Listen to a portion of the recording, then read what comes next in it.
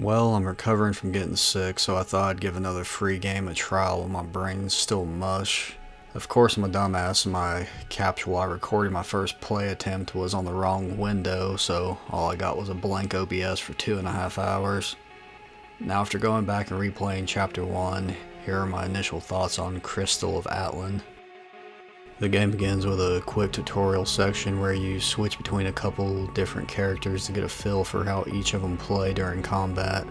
After a boss fight, you're able to select your class, and of course I chose the only right choice because you're then taken to the starting town. Here you'll start receiving quests to take care of a witch and her corruption from the nearby mines.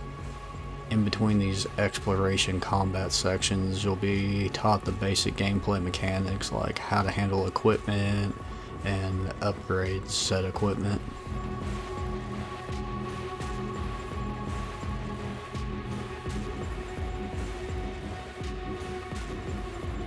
Then there's some side quests where you'll collect ingredients and materials from the world and learn how to cook them or craft them into upgrade items.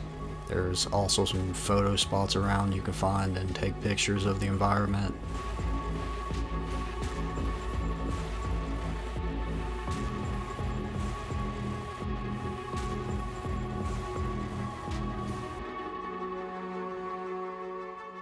After a couple of story beats, you'll unlock your room in the town where you can rest and eventually unlock a gramophone to listen to various tracks you've unlocked.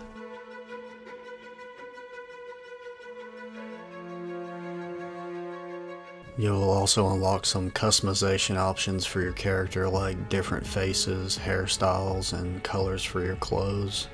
And after seeing some of the other players run around, it looks like you could possibly unlock further options later on. Only going for about 2.5 hours total through the story. I'm not 100% sure on that.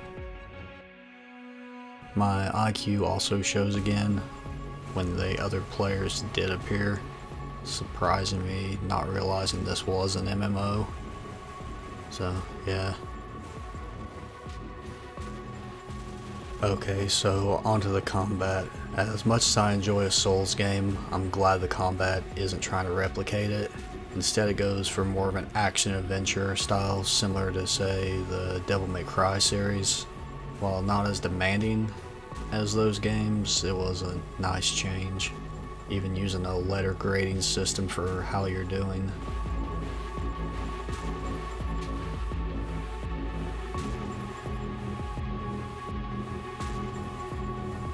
You have different abilities you can equip and unlock as you level up, with new classes being available at level 15, which you level up fairly quickly in this first chapter to be able to learn certain systems before you get on to the rest of the game. At level 15, you're given a mission to test out each of the 2 new classes you're given. I chose to go with the Starbreaker this time because I used the Cloud Strider on my first playthrough. Because of that Chinese dress, as far as combat goes, it plays alright as a beat 'em up. But I don't think the dodge has proper iframes, if any, because it feels like I was getting hit off screen while dodging another attack, but it could just be my imagination.